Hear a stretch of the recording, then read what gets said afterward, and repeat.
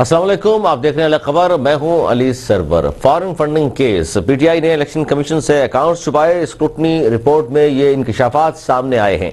कितने अकाउंट जाहिर किए और कितने छुपाए? 12 अकाउंट जाहिर किए और 53 अकाउंट्स छुपाए गए। रिपोर्ट के मुताबिक स्टेट बैंक के रिकॉर्ड में इंकशाफ हुआ कि पीटीआई के 65 अकाउंट हैं और साल 2008-9 और 2012-13 में पीटीआई ने इलेक्शन कमीशन के सामने 1 अरब 33 करोड़ रुपए सिर्फ जाहिर किए।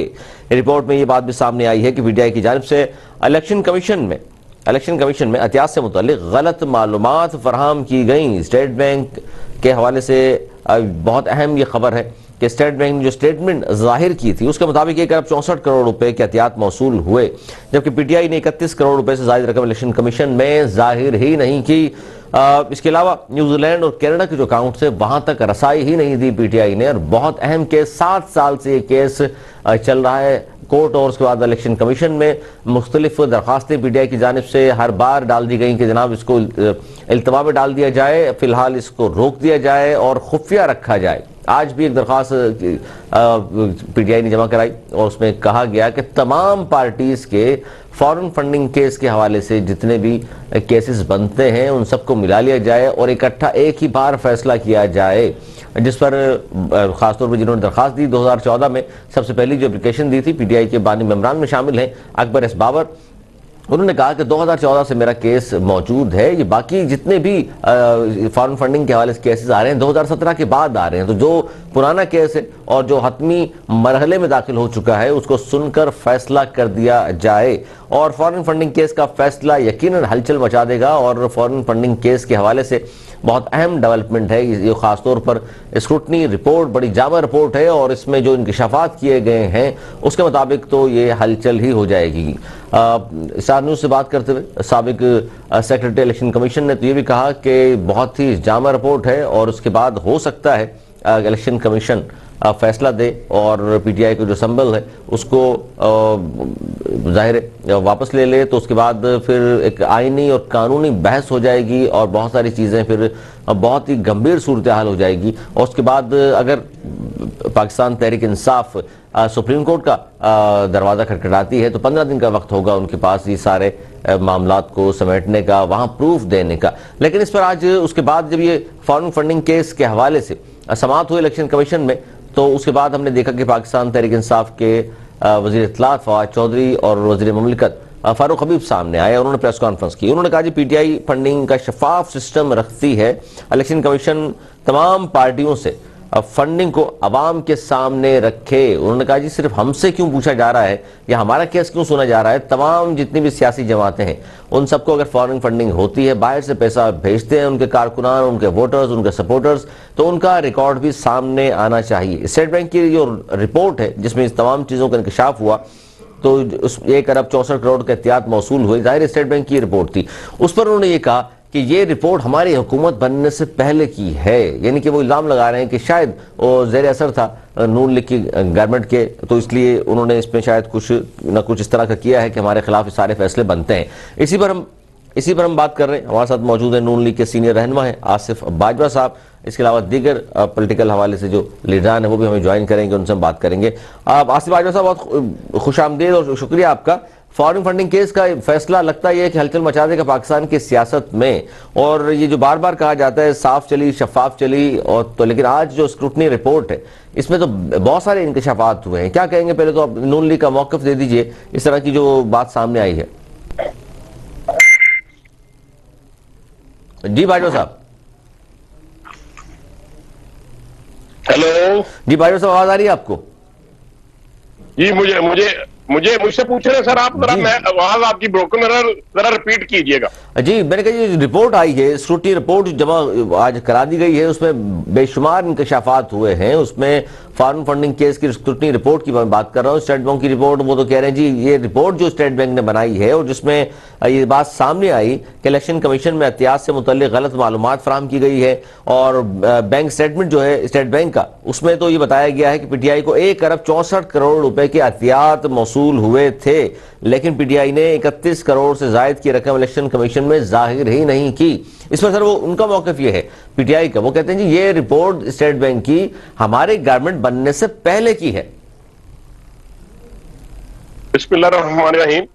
आपका बहुत शुक्रिया सर। गुजारिश ये है कि ये जो केस दायर किया हुआ है 2014 से, इनके जो फाउंडर मेंबर हैं उनका नाम है अकबर एस बाबर साहब। उन्होंने और 2014 से लेके आज 8 साल हो गए, ये कभी सुप्रीम कोर्ट में जाते थे और वहां से स्टे ऑर्डर लेते थे कि हमारे जो एसेट्स हैं, जो हमारे अकाउंट्स हैं, या जो हमारा केस है इसको पेंडिंग किया जाए, इसको रहने दिया जाए, खोला ना जाए। तो अब मैं अर्ज करता हूं कि जो 2008 और 9 के एसेट इन्होंने तो जाहिर ही नहीं किए। उनकी जो उस साल 2008 और 9 में फंडिंग हुई है उसके इन्होंने खाताजाती पेश नहीं किए। इसके अलावा इनके पास 77 अकाउंट्स थे, जिसमें से सिर्फ और सिर्फ 12 को जाहिर किया है पीटीआई ने।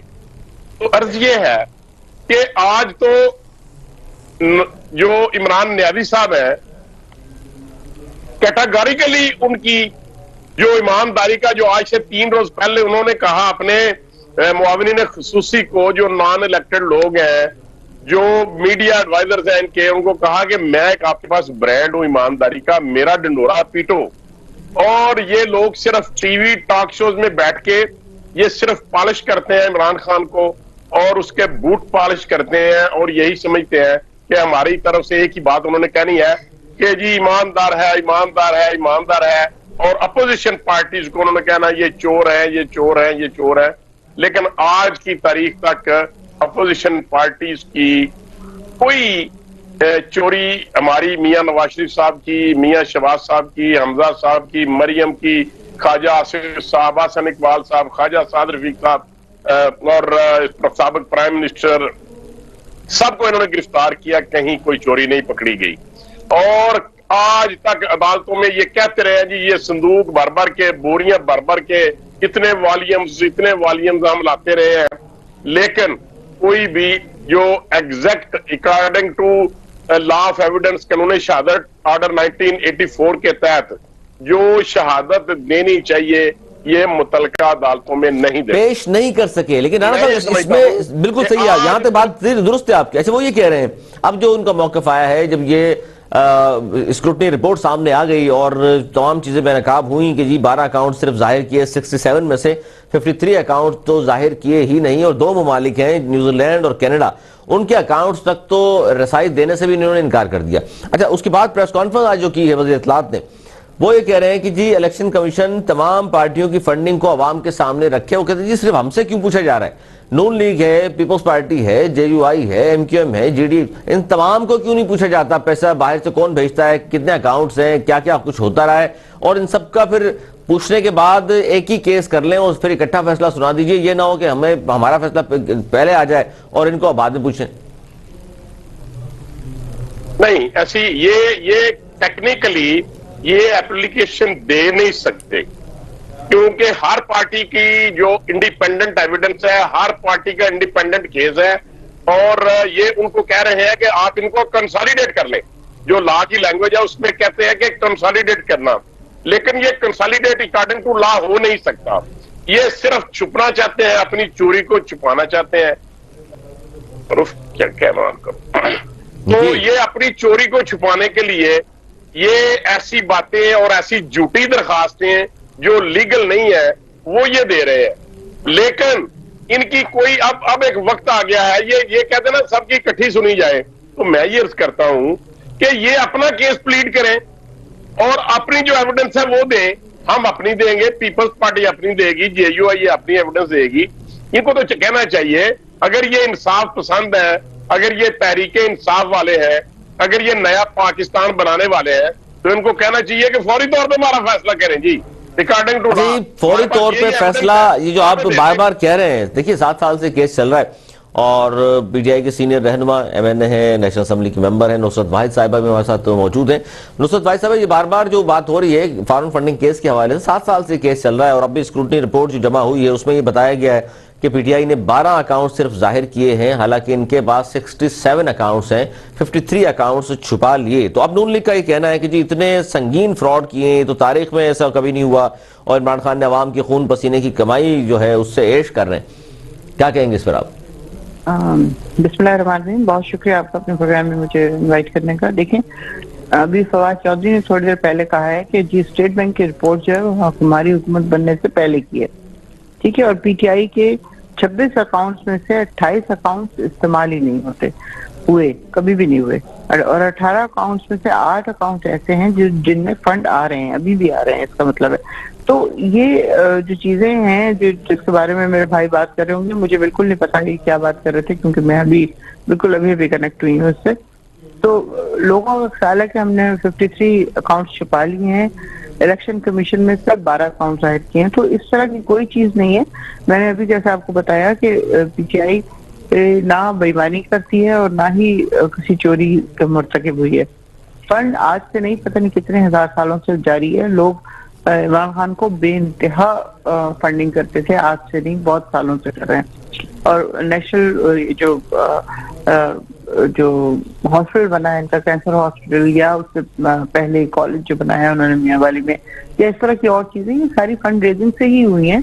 और आप ये देखें कि क्या अगर फंड नहीं लगता तो इस तरह के हॉस्पिटल्स बन सकते थे जहाँ पे गरीबों का इलाज मुफ्त होता है और एटलीस्ट 80% मरीज वहाँ पे मुफ्त इलाज करवा रहे होते हैं। तो अब एक एक पैसे का हिसाब, जो चीज बाहर से आ रही है उसका आप देख लें कि किस तरह उसका एक एक पैसे का हिसाब रखा जा सकता है। लेकिन जहां तक फवाद चौधरी की बात है कि उन्होंने कहा है कि जो फंड, जो अकाउंट जो अभी भी खुले हुए हैं उसमें अभी भी फंड आ रहा है। ये और बात है कि हो सकता है पिछले दिनों कुछ या पिछले सालों में कुछ ऐसा हुआ हो कि वहां पे उस तरह उसको लिखा नहीं गया हो तारीखों से या और हिसाब से, लेकिन वो फंड लगा तो है, लगा तो हॉस्पिटल में है, लगा तो कॉलेज में है। और हॉस्पिटल आप देखें एक नहीं है, इस वक्त 2 बेहतरीन हॉस्पिटल बन चुके हैं और तीसरा कराची में बनने की तैयारी कर रहा है। तो वो सब कुछ ही फंड से हो रहा है। ये सरकारी खजाने से तो कोई चीज कभी भी नहीं बनी, ना पहले बनी ना अब बनी। तो उसके लिए मेरे ख्याल में नुक्ताचीनी करने की तो जरूरत ही नहीं है इस पार्टी के ऊपर, क्योंकि सिर्फ यही पार्टी एक ऐसी है। शाहिदा रहमानी साहिबा से रब्ता कर रहे हैं और उनसे पूछेंगे, खासतौर पर ये जो फंडिंग के हवाले से, फॉरेन फंडिंग केस का फैसला तो जाहिर अब आएगा, लेकिन स्क्रूटनी रिपोर्ट में जो इंकिशाफात हुए हैं इस हवाले से जाहिर है उनका मौक़िफ़ भी हम सामने रखेंगे। अच्छा नुसरत भाई साहब, आप जो कह रही हैं ये बात किस हद तक दुरुस्त है? जिस तरह की आप कह रही हैं बात के 53 अकाउंट्स वो हैं जिनमें पैसे आ ही नहीं रहे और 8 अकाउंट्स ऐसे हैं जिनमें पैसे आ रहे हैं, तो इसलिए वो इस्तेमाल भी हो रहे हैं, और 12 अकाउंट इसलिए आपने जाहिर किए थे। लेकिन इस पर तो फिर ये तो दूसरी तरफ तो मौक़िफ़ ये आ रहा है ना दूसरी पार्टी का जो आपके अगेंस्ट है, उन्होंने ये कहा कि जी ये तो छुपाए हुए थे जानबूझकर, इसमें ही पैसा आ रहा है, इनकी तफसीलात भी दी जाए। और दूसरा, न्यूजीलैंड और कनाडा के जो अकाउंट्स हैं वहां तक हमें रसाई आखिर क्यों नहीं दे रहे? कौन नहीं दे रहा रसाई? आप वहाँ के लोगों से पूछे। नहीं, ये कह रहे हैं जो अकाउंट है वहां के न्यूजीलैंड और कनाडा के जो ऑपरेट होते हैं उस तक तो रसाई पीटीआई ने दी नहीं हमें। किसको नहीं दी? अदालत को नहीं दी? नहीं, जो स्क्रूटनी कमेटी बनेगी, स्क्रूटनी कमेटी को बिल्कुल रसाई होगी, ऐसी बात तो नहीं कि उनको रसाई नहीं दी जाएगी। मैं आपसे अर्ज कर रही हूँ कि ये पैसे आज से नहीं हमेशा से आ रहे हैं, और इस बात को कम से कम 20-22 साल तो हो गए, क्योंकि वर्ल्ड कप जीतने के फौरन बाद से उन्होंने शौकत खानम का ऐलान कर दिया था और उस वक्त से फंडिंग हो रही है। तो एक एक पैसे का हिसाब नहीं हो सकता, लेकिन ये देखना, ये सोचना कि वो पैसे खाली होंगे वज़ीर-ए-आज़म में, तो ये इम्पॉसिबल बात है। आप जानते हैं इस किस्म का हॉस्पिटल अभी भी हमारी गवर्नमेंट इस काबिल नहीं है कि वो बना सके खुद से। तो उस जमाने में जब उन्होंने ये हॉस्पिटल बनाए, ये कॉलेज बनाया, तो उस वक्त ये सारा पैसा वहां पे इस्तेमाल हुआ और आज भी इस्तेमाल हो रहा है और आइंदा भी इस्तेमाल होता रहेगा, क्योंकि ये हॉस्पिटल चलते ही फंड से हैं। तो इसमें स्क्रूटनी कमेटी को अगर नहीं बताया पीटीआई ने तो बता देंगे, आइंदा बता देंगे, उसमें कोई ऐसी बात नहीं है, छुपाने वाली बात नहीं है। कानूनी, ठीक है नुसरत भाई साहब, कानूनी राय भी ले लेते हैं। बैरिस्टर अली ताहिर साहब हमारे साथ मौजूद है, माहिर कानून है। बहुत शुक्रिया बैरिस्टर अली ताहिर साहब। फॉरेन फंडिंग केस, सर ये कहा जा रहा है इसका फैसला जो है पाकिस्तान के सियासत में हलचल मचा देगा, क्योंकि अब तक के जो इंकिशाफात हुए हैं उसमें तो जाहिर दोनों पार्टियों का मौका अपनी जगह पर, लेकिन अब जो स्क्रूटनी रिपोर्ट है उसमें ये कहा गया है कि जी 12 अकाउंट जो है पीटीआई ने जाहिर किए और 53 अकाउंट्स जो है वो छुपाए। तो सर इस सारे केस को आप किस तरह देखते हैं? बिस्मिल्लाहिर्रहमानिर्रहीम। अली साहब, thank you first of all very much for having me on the show. अच्छा, रिपोर्ट आ गई है, व्हाट्सएप पे सर्कुलेट भी हो गई है, जाहिर है पूरी तो नहीं पढ़ी जा सकती थी, एक प्राइमा फेशियल नजर जिसको कहते हैं व्यू जो होती है वो ली है, और नजर ये आ रहा है कि डेफिशिएंसी पीटीआई के अकाउंट्स के अंदर मौजूद है, there is no doubt about it. अब इसके अंदर तीन अहम बातें हैं, वो मैं कानूनी तौर पे जरा कर लेता हूँ। पहली बात तो ये है कि जो अकबर इस बाबर साहब ने बात की थी कि $3 मिलियन हैं जो कंप्लेंट के अंदर था, वो मेमो ऑफ कंप्लेंट भी मैंने देखा जो उन्होंने जमा कराया था। जब आप वो देखते हैं तो 3 मिलियन तो नहीं, लेकिन तकरीबन कोई 2.5 मिलियन के करीब जो है वो इसके अंदर अमाउंट आ गई है। तो एक तो अकबर इस बाबर जो है वो विंडिकेट हो गया है कि वो जो बात कर रहा था बात ठीक कर रहा था। नंबर 1 ये है। नंबर 2 इसके अंदर बात ये है कि मैं देख रहा था चंद अपने दोस्तों को नून लीग से, पीपल्स पार्टी से, वो कह रहे थे वो ये तो खत्म हो गई जी पीटीआई और ये तो खत्म हो जाएगी। अब इसके अंदर एक बात ये है कि कॉन्स्टिट्यूशनल पिटीशन है 35 ऑफ 2016 जो कि रशीद अब्बासी साहब ने की थी इमरान खान साहब के ऊपर डिस्क्वालीफाई कराने के लिए। उसके अंदर सुप्रीम कोर्ट ऑलरेडी इस बात का फैसला कर चुकी है कि दो मुख्तलिफ चीजें हैं, एक है फॉरेन पार्टी और एक है प्रोहिबिटेड फंडिंग। तो ये जो मैंने जो देखा है ये प्रोहिबिटेड फंडिंग में आ है। अच्छा, अगर लेट्स से कोई पार्टी प्रोहिबिटेड फंडिंग करती है तो वो क्या होता है, वो ये होता है कि ऐसा पैसा लेती है जो प्रॉपर चैनल से निकलता है, ऐसा पैसा लेती है जो मिसडिक्लेयर हुआ होता है। यहाँ पे इलेक्शन कमीशन के सामने वो पैसा मिसडिक्लेयर हुआ और आपको पता है इस तरह से लगा कि जो फॉरेन एक्ट है उसकी डॉक्यूमेंट्स अकबर इस बाबर ने भी निकाल लिए और स्क्रूटनी कमेटी को भी मिले और पता लग गया कितना पैसा यूएस से यहाँ पे प्राइवेट अकाउंट के जरिए शिफ्ट हुआ जो कि ईसीपी को नहीं दिया गया था। तो ये प्रोहिबिटेड फंडिंग तो हो गई। प्रोहिबिटेड फंडिंग की सजा ये है कि वो पूरे का पूरा पैसा कन्फिस्केट कर लेते हैं। अलबत्ता this is different from foreign aided party. Foreign aided party वो होती है तो किसी बाहर की हुकूमत से या किसी बाहर की किसी एसोसिएशन से हेल्प लेती है और उस केस के अंदर उस पार्टी को बैन किया जाता है फेडरल हुकूमत की तरफ से और 15 दिन के अंदर नहीं। इसमें सर आपकी आवाज का थोड़ा सा इशू है, वैसे द्वारा भी अब आपको मैं सवाल करता हूं लेकिन थोड़ा सा आवाज आपकी बेहतर नहीं आ रही। नुसरत भाई साहब, जो आवाज आप तक पहुंची आपने सुनी, बैरिस्टर अली ताहिर साहब जो फरमा रहे हैं, अगर यही होता है कि जिस तरह साबिक चीफ इलेक्शन कमीशन, साबिक सेक्रेटरी इलेक्शन कमीशन से हमारी बात हुई, उन्होंने भी ये कहा कि जी अगर ये साबित हो जाती है कि वाकई ये मालूमात आपने छुपाई और ये अकाउंट्स छुपाए हुए थे तो एक तो ये पैसा मुंजमिन तो होगा, दूसरा इसके अलावा आपका पार्टी निशान वापस ले लिया जाएगा और जाहिर है फिर पार्टी निशान की वजह से तो पार्टी मौजूद है आपकी, उसके बाद तो फिर एक आईनी और कानूनी जो है बहरान पैदा हो जाएगा। बिल्कुल, इंशाल्लाह कोई ऐसी चीज नहीं निकलेगी क्योंकि हम अपने लीडर को अच्छी तरह जानते हैं कि वो ना बेईमान है ना चोर है। उसको सादिक और अमीन का लक़ब मिल चुका है, तो इससे बड़ी और कोई चीज हो नहीं सकती।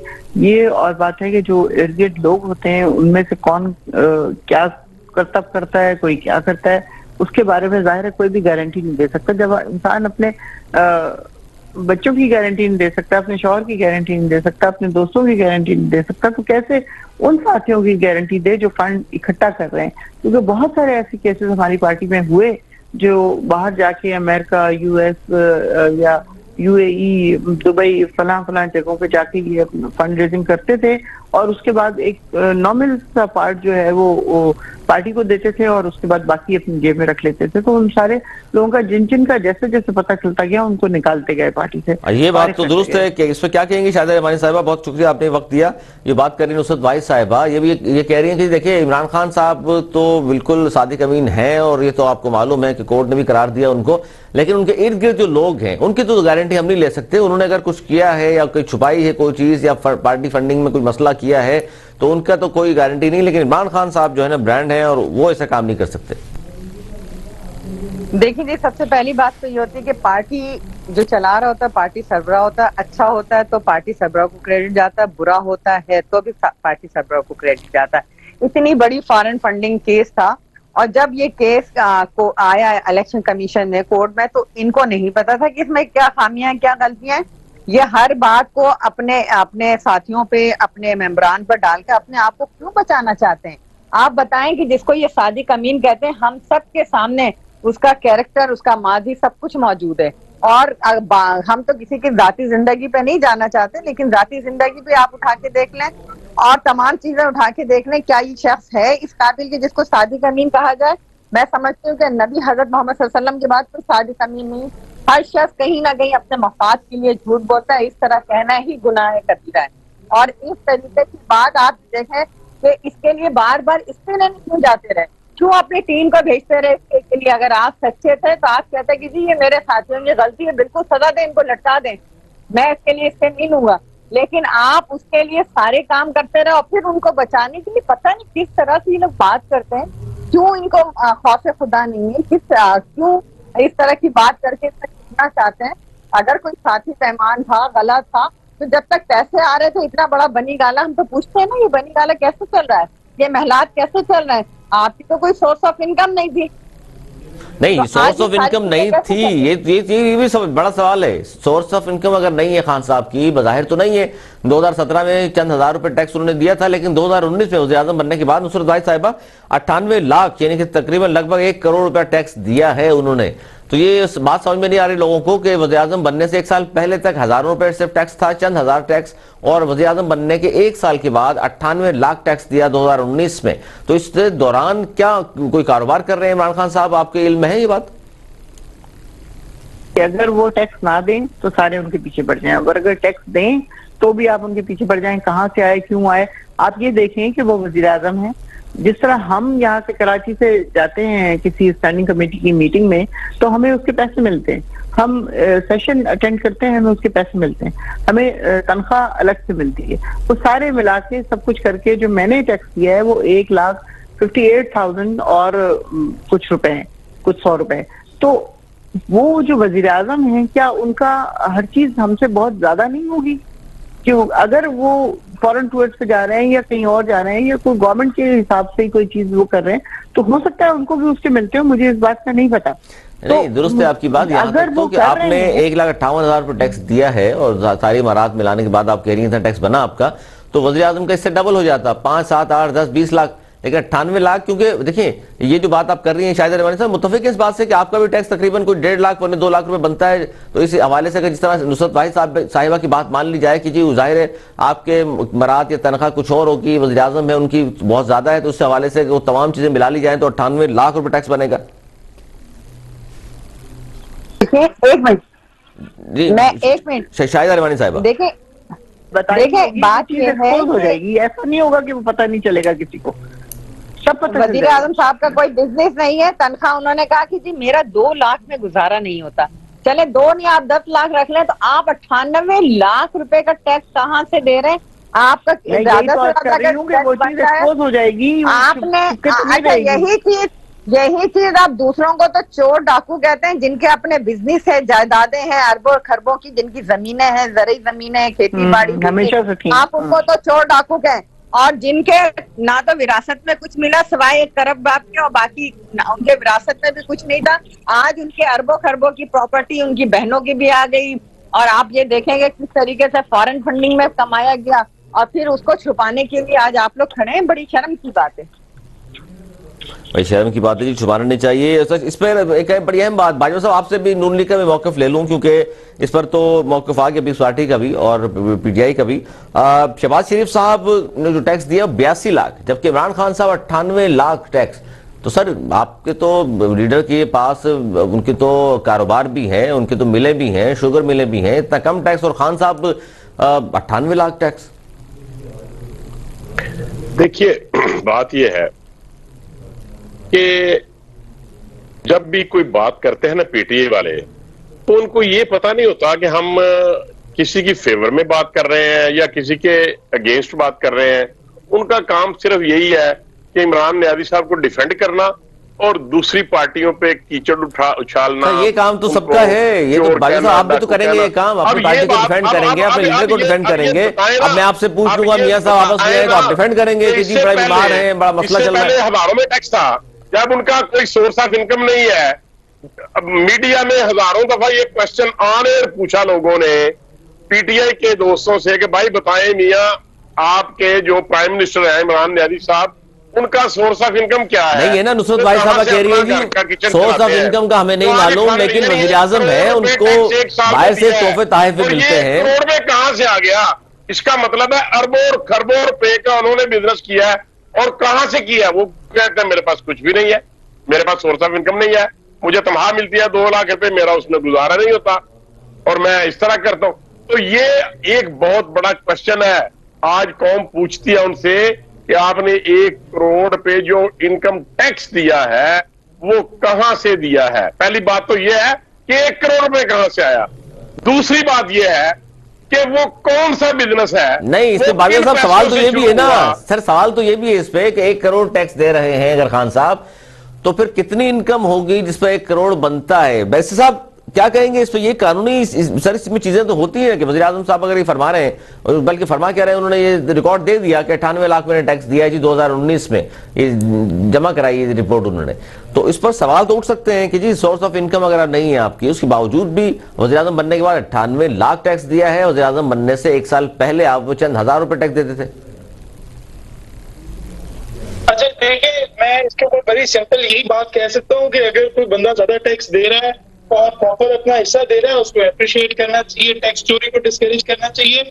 इससे पता ये सवाल जरूर पैदा होता है कि पिछले जो साल थे वहां पे क्या सोर्स ऑफ इनकम उनकी नहीं थी, और पिछले 5 साल तक FBI इसको इन्वेस्टिगेट भी कर सकती है, इन्वेस्टिगेट होना भी चाहिए। मैं ये समझता हूँ कि होना चाहिए, लेकिन जाहिर है वो वजीर आजम है तो FBI में किसकी जरूरत होगी कि उनको करें।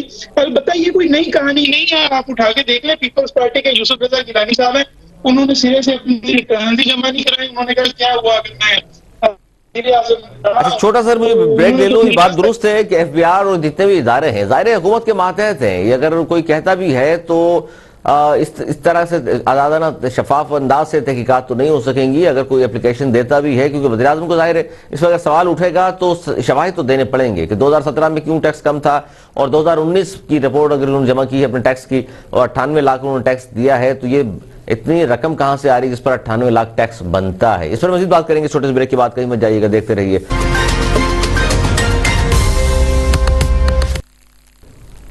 प्रोग्राम में एक बार फिर खुशामदीद। आज जो प्रेस कॉन्फ्रेंस की फारूक हबीब वज़ीर ममलिकत हैं और फवाद चौधरी साहब वज़ीर इत्तलात, तो एक खास बात उन्होंने ये की कि एक जमात दूसरी जमात को फंड नहीं दे सकती, ये कानून है, लेकिन पीपल्स पार्टी, पार्लियामेंटेरियन और पीपल्स पार्टी ने एक दूसरे को फंडिंग की। ये दोनों अलग अलग नाम से जमातें हैं। शाहिद रहमानी साहब इस पर क्या रिप्लाई करेंगे आप? देखें, सबसे पहली बात तो ये है कि पीपल्स पार्टी एक जमात है और बिल्कुल ये एक के चेयरमैन जो है बिलावल भुट्टो ज़रदारी साहब पार्लियामेंटेरियन क्या पीपल्स पार्टी, ये तो आपको पता है कि ये एक जमात है। और जो भी इलेक्शन लेना होगा वो इलेक्शन कमीशन लेगा। ये कौन होते हैं बोलने वाले?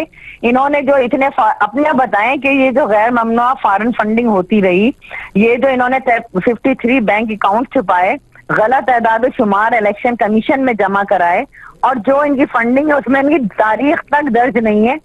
आप इनसे पूछें कि इनके लिए क्या करने जा रहा है इलेक्शन कमीशन, क्या इनकी रजिस्ट्रेशन खत्म होने जा रही? क्योंकि इनका तो सब कुछ खुल आ गया ना। अगर हमारे खिलाफ कोई गलत होगा या इस तरह का होगा, वो इलेक्शन कमीशन का काम है।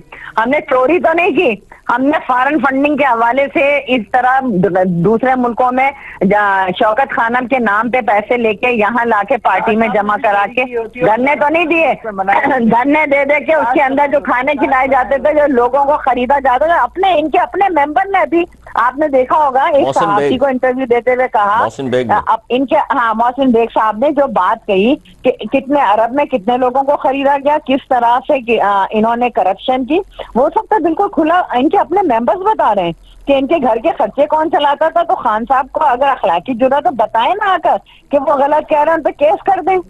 लेकिन और ये उस जमाने की बात है, जाहिर है इस पे नुसरत भाई साहबा इस तरह के जो अब जो इमरान खान साहब के करीबी दोस्त थे, जिस तरह फॉरेन फंडिंग केस के हवाले से अकबर एस बाबर साहब हैं जो बानी, जो ये तो इनके अपने लोग बता रहे हैं ना, कोई बाहर से तो नहीं आके हम तो नहीं बता रहे हैं। इनके बड़े करीब थे, इस तरह के जो सामने आ रहे हैं, तो आप समझते हैं कि ऐसे लोगों की बात में तवज्जो नहीं देनी चाहिए आप लोगों को। जस्टिस वजीउद्दीन का एक नाम है। खातून बोले जा रही है, मुझे नहीं समझ आ रही है आप क्या कह रहे हैं। क्या तो आप बोले या वो बोल रहे हैं? जी आप बोलिए नुसरत भाई साहबा। नहीं, मुझे आपकी बात ही समझ नहीं आई, बीच में बोले जा रही है मुसलसल। आप बोलें, दोबारा बोलें प्लीज। जी, मैं सवाल ये कर रहा हूं कि बार बार जो इस तरह के करीबी लोग इमरान खान साहब के जो साथ थे, जिस तरह जस्टिस वजी है, मोहसिन बेग साहब हैं या और दीगर लोग हैं, ये सामने आकर मुख्तलिफ इल्जामात लगा रहे हैं कि जी जहांगीर तरीन साहब ने गाड़ी दी थी इमरान साहब को, बुलेट प्रूफ गाड़ी, किसी ने कहा जी घर का खर्चा कोई और चलाता था। इसी तरह ये जो बात हो रही है कि 98 लाख रुपए टैक्स ये खुद नहीं दे सकते अगर कारोबार इनका नहीं है, और सिर्फ तनख्वाह से तो जाहिर इतना टैक्स नहीं बनता। देखिए, जहाँ तक इसकी बात है ना कि उन्होंने इतना टैक्स क्यों दे दिया, खुदा ना खास्ता, मतलब ये इस तरह किया जा रहा है जैसे कोई जुर्म कर दिया उस आदमी ने। अगर उनके पास कोई इस तरह की चीज है, कोई तोहफे हैं या कोई गाड़ी है या कोई ज्वेलरी है या कुछ भी उनकी बेगम का है, वो सब कुछ जाहिर है उनके ही हिसाब से आ रहा होगा ना, तो उस पर अगर उन्होंने दे दिया तो ये चीज छुपी नहीं रहेगी। FBR में उन्होंने वो सारी चीजें लिखवाई होंगी ना फॉर्म में कि इतना इतना इतना इतना मेरे पास है और मैं इतना टैक्स दे रहा हूँ, तो वो चीज आ जाएगी। आज के जमाने में कोई भी चीज छुप के नहीं हो सकती। नहीं, ये बात दुरुस्त है कि जी तमाम चीजें सामने आ जाएंगी, अगर आ जाएंगी। बिल्कुल FBR अगर इस पे करती है तो। जहां तक वो दोस्त नुमा दुश्मन जो उनके साथ थे और बाद में निकल के उन्होंने इस तरह की बातें की कि गाड़ी दी तो उसने जहांगीर तरीन ने या फलां किया। आप देखें, कराची जब आते थे तो अली जैदी हमेशा अपनी गाड़ी में लेके उनको सिंध जा रहे होते थे। अब यहाँ पे तो वो अपनी गाड़ी अलग से नहीं रख रहे थे। इसी तरह अगर पंजाब में वो कहीं जाते होंगे या KP में कहीं जाते होंगे तो शायद जहांगीर तरीन की होती हो या परवेज खटक की होती हो या किसी और की होती हो, उसमें बैठ के हो जाएंगे। उनके पास अपनी गाड़ियां नहीं थी, वो इस तरह की लेविश जिंदगी के आदी नहीं है। वो कपड़े भी आज तक वो जो टंगा होता है शलवार कमीज पहन के चले जाते हैं। उनको कोई किसी ग्लैमर का शौक नहीं है, अल्लाह ने उनको ग्लैमर इनबिल्ट किया हुआ है। वो जिस भी हाल में निकलेंगे लोग उनको पसंद कर रहे होंगे। जी, इसमें हफ्ते की बात नहीं है, आज भी 16-16 साल की। तो सबको पता है कि प्ले बॉय कौन था, वो ग्लैमर की दुनिया का हीरो कौन था, और वो ये रूप बदल लेने से कुछ नहीं होता। हाँ, जरदारी साहब जो थे सबको पता है कि वो एक रिचेस्ट बाप के एक बिजनेसमैन एग्रीकल्चरिस्ट के बेटे थे। वो किसी माफ करने वाला HCN के, हाँ, आपकी गलतियों को माफ करता है। अगर उनने अभी यही हरकत कोई और लीडर करता ना, किसी की वाइफ को उठा के ले आता बगैर तलाक, ये देखा नहीं कि इज्जत तक नहीं हुई। देखिए अब अगर आप बात करेंगे तो इसी तरह होता है। ये तो हकीकत है, ये तो पर्सनल, बिल्कुल पर्सनल नहीं, ये लीडर है कौम का। ये इस वक्त कौम का वजीर आज़म है और उसकी एक एक चीज डिस्कस होगी, आप बगैर प्रूफ के दूसरों पे इल्जाम लगाएं, और जहाँ प्रूफ के साथ है वहाँ कहें तो आप है ना उसको झूठे इल्जाम लेके जाते हैं। इस तरह के इल्जाम जो आते हैं उसमें कानून क्या कहता है सर? जिस तरह अभी ये पार्टी के इल्जाम होते हैं, इमरान खान साहब की पार्टी के लोग जरदारी साहब को निशाना बनाते हैं। ये कहें तो जायज है, हम कहें तो बहुत बुरा लगता है। हम कुछ, मैंने कोई भी ऐसी बात नहीं की है जरदारी साहब के खिलाफ।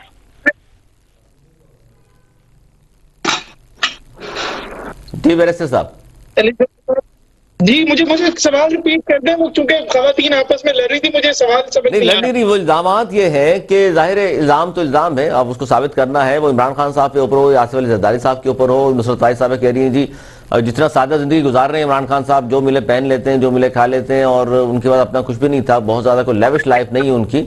और ये जो 300 किनाल का बनी गाला है, ये भी जाहिर है उनकी साहब का अहलिया है, कुछ पैसे उनसे लिए थे और कुछ जाहिर है क्रिकेट खेलते से जमा किए होंगे। तो उसी पे बात हो रही है। इस तरह के झूठे जो इल्जाम हो रहे हैं उस पर थोड़ा सा बता दीजिए, क्या कहता है कानून? अच्छा, अब आप देख लीजिए कि सारा कुछ रिटोरिक है। देखें, ये पॉलिटिकल रिटोरिक है, सियासतदानों ने ये करना है।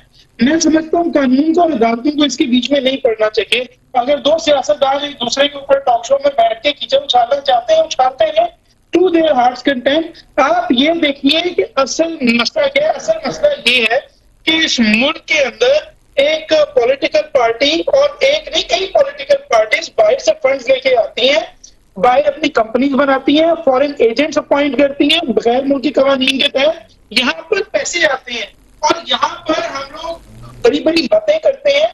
ये बड़ी खतरनाक बात है सरवर साहब। वो एक खतरनाक बात है कि इसके ऊपर PTI इस वजह से डिस्क्वालीफाई नहीं होगी क्योंकि सुप्रीम कोर्ट का ऑलरेडी फैसला इसके ऊपर मौजूद है। लेकिन ये सवाल जरूर PTI से पूछना पड़ेगा कि आप बेशक धोने वाले खाएं, एकने वाला खाएं, अड़ने वाला खाएं, तो भाई आप भूखे मर जाए। That is not our concern. Our concern है जो फंड रेजिंग के आ रहे हैं वो इतने साल चुप करके पड़े रहे और इतने सालों बाद 10 साल हो गए, 10 साल बाद जाके हमारा इंस्टीट्यूशन पूछ रहा है कि हम देखें, इसको इन्वेस्टिगेट करें। तो हमें भी अपने गिरबान में झांकना पड़ेगा कि where is our national security.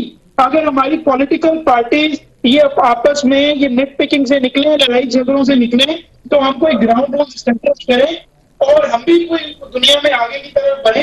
देखिए इस चीज के अंदर ये बड़ी इंपॉर्टेंट बात है कि मैं नहीं कहता किसी पॉलिटिकल पार्टी को आप बैन कर दें, लेकिन ये सारी जो प्रोहिबिटेड फंडिंग है ये इस्तेमाल नहीं हो सकती, ये स्टेट ने कंफिस्केट कर ली है। नहीं वैसे साहब देखिए ये तो आप कह रहे हैं कि, लेकिन देखिए जो तो आइन और कानून, आप खुद जाहिर है माहिर कानून है, जो कानून के मुताबिक इलेक्शन कमीशन के जो कवानीन है उसके मुताबिक फैसला भी होगा। इसमें भाजपा साहब आप क्या कहते हैं? आपके तो खासतौर पर कायद के बारे में बार बार कहा जाता है, नवाज शरीफ साहब के बारे में कि जी जायदादें बाहर है, उनकी बच्चे उनके बाहर है, ब्रिटिश नेशनल है और आते हैं सिर्फ इक़्तिदार के लिए। नवाज शरीफ साहब पाकिस्तान वापस आना चाह रहे हैं, कोई डील वगैरह चल रही है, अदरवाइज तो जो बीमारी का वो कहते हैं जी बहाना करके गए हैं, बीमार भी नहीं है।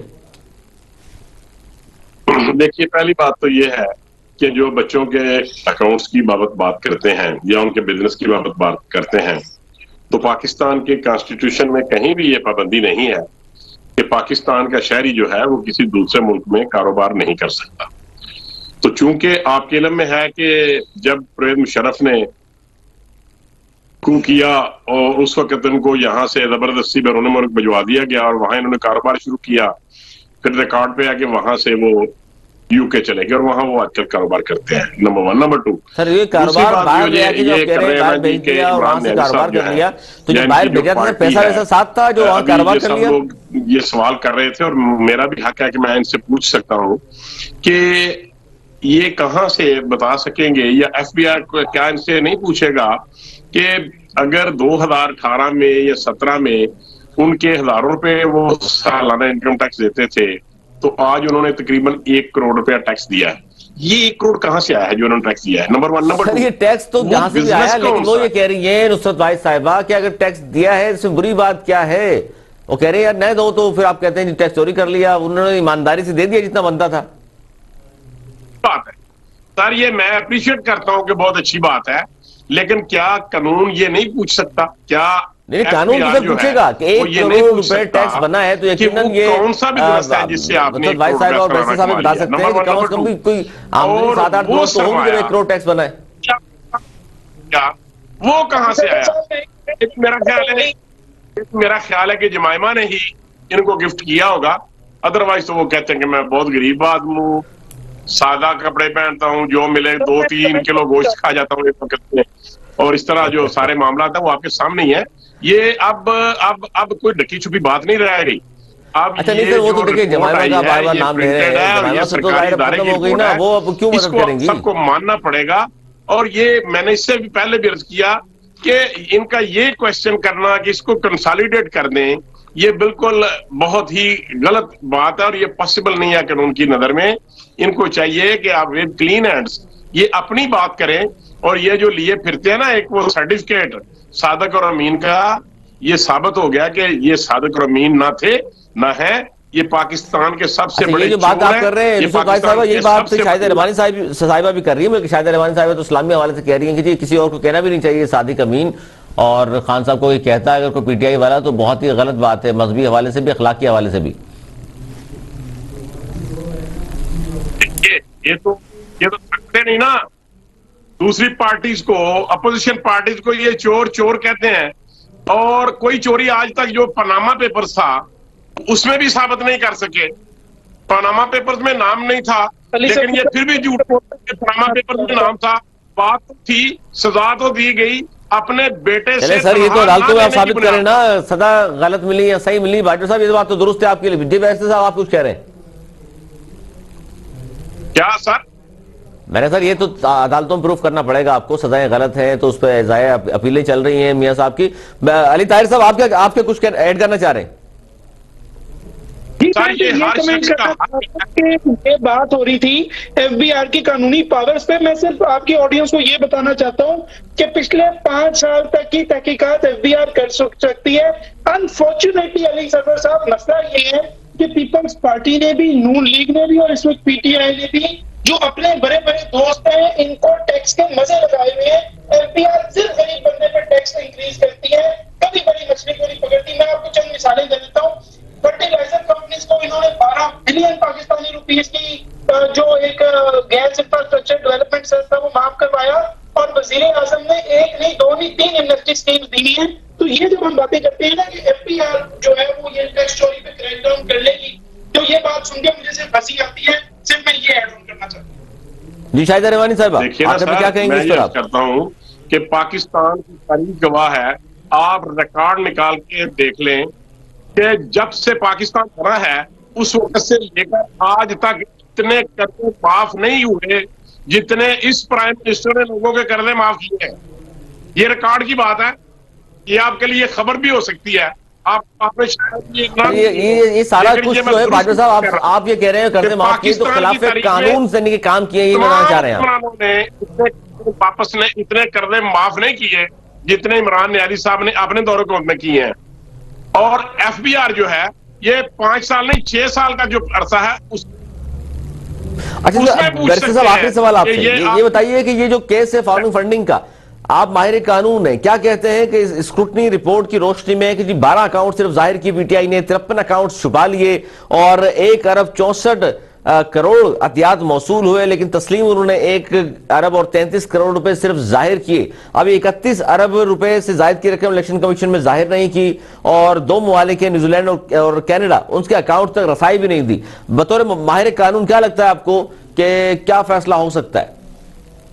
देखें, कानून के मुताबिक ये प्रोहिबिटेड फंडिंग तो साबित है ही है, यानी ये जितने भी 31 करोड़ रुपए हैं ये तो पीटीआई के जब्त हो जाएंगे। ये सुप्रीम कोर्ट इस लॉ की इंटरप्रिटेशन कर चुकी है। अच्छा, लेकिन इसमें ये है बैरिस्टर साहब, उन्होंने कहा है कि 53 अकाउंट जो है, अच्छा इसमें अली ताहिर साहब वो कह रहे हैं 53 अकाउंट हमने छुपाए नहीं, इसमें फंड आता ही नहीं था इसलिए हमने जाहिर नहीं किए।